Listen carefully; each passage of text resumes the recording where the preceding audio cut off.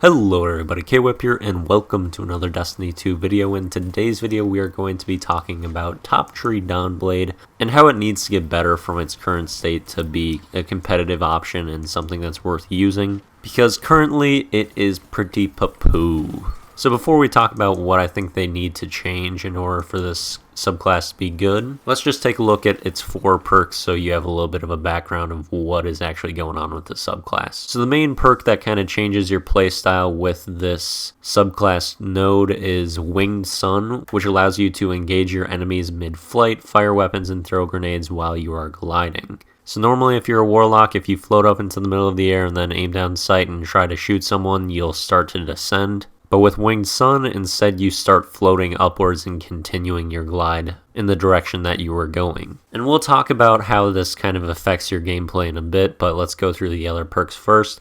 Then there's Heat Rises, which airborne kills will recharge your grenade and melee energy, as well as casting your super will also refill all of your ability energy. That doesn't come into play a ton, but a little bit of a bonus for the mid-air capabilities that you have. Then for the melee, it gives you an increase to movement and reload speed, as well as it will boost your airborne accuracy. So even a little bit more synergy mid-air there, but when it comes to PvP, you don't get a ton of melee kills. And so it's going to be hard to take advantage of that mid-air accuracy all that much, and it would be nice to have a bit more mid-air accuracy consistently instead of just after a melee. But anyway, on to the last perk. It is Icarus Dash, which allows you to dodge mid-air, essentially giving you the old ability of Twilight Garrison from Destiny 1 that the Titans had, except it's not quite as good as Twilight Garrison, which I'll touch on in a little bit later. So this subclass tree is obviously all about doing things in the middle of the air. All the perks have something to do with doing something in the middle of the air,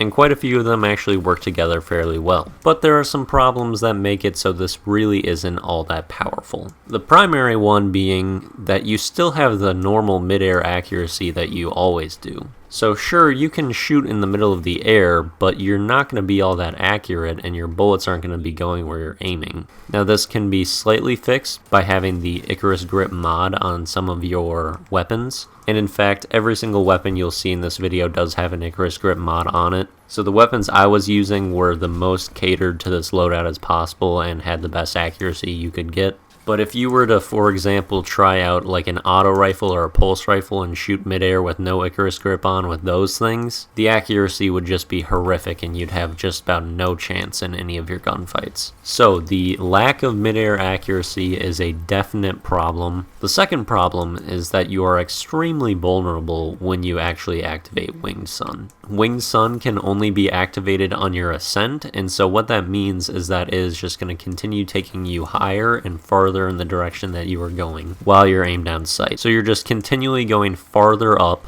which makes you an easier target for other people, and typically is going to be taking you away from any cover that there is. Also, you're continually moving when you're doing this, so you kind of have to constantly adjust your aim as you go. So that makes 1v1 gunfights even more difficult, and then it really doesn't help that your accuracy isn't too great in the middle of the air. So vulnerability is problem number 2.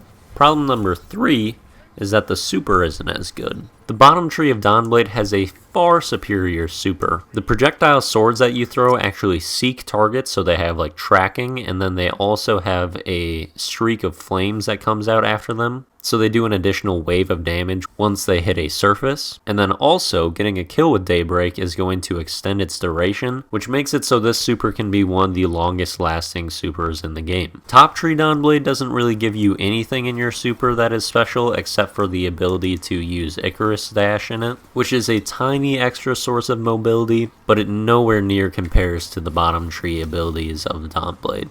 And then as a final minor problem, I would say that I think Dawnblade probably has the worst grenades of the subclasses. Maybe in the game, but especially for warlocks, because you can get like handheld supernova with Nova Warp, and you can have storm nades or arc bolt nades or even pulse nades with Stormcaller, which are all good options, especially if you pair them with arc web. And so what you get with Top Tree Dawnblade is a super that is worse than most of the other options out there. A subclass that has not a very strong grenade, and then perks that are going to make you very vulnerable in fights, and capabilities that have major flaws with them. So how does this get fixed? Well, I think that Top Tree Dawnblade needs to find a way to combat the vulnerability that happens when you're suspended in midair. And Icarus Dash does this to a slight extent, because if you're floating in the middle of the air in a bad position, you can dodge and try to get away, and that can sometimes be helpful. But I think that it should really be a risk-reward solution. The current risk is that you're very vulnerable in gunfights, and you have to adjust your aim in the middle of the air while you're moving. And the reward is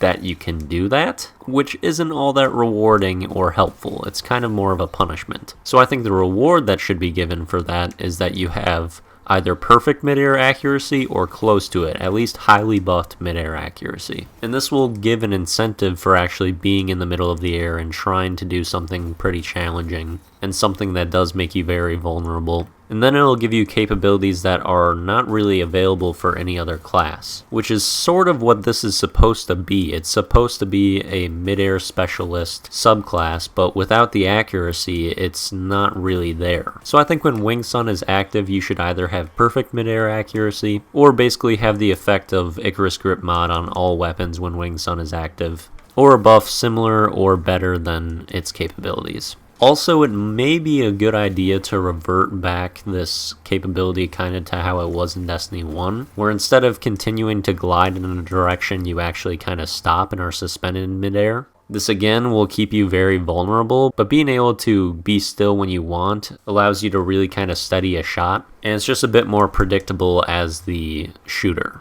And with Icarus Dash, you can kind of get out of being still whenever you need to. And speaking of Icarus Dash, I think it should get a little bit better. In Destiny 1 with Twilight Garrison on Titans, it was really strong, partly because it helped you get to full speed very quickly. You could just jump, dodge, start your Titan skate, and you were already going extremely fast. Now that isn't really an option with Warlocks, so what Icarus Dash should do is maybe take you a little bit farther, or give you a slight boost to movement speed, something to make the dash actually beneficial mobily, and to make you a little bit faster, because right now it doesn't really take you very far and doesn't benefit you all that much. And one more final change that would be kind of nice for them to add in is that currently when you aim in on your descent, nothing happens, you just continue to fall. And it would be kind of nice if you got suspended in the middle of the air when you were falling as well, because a lot of times that's when you're actually going to take your shot, is when you're on your descent. So being held up when you're aiming down the sights while falling would be a kind of beneficial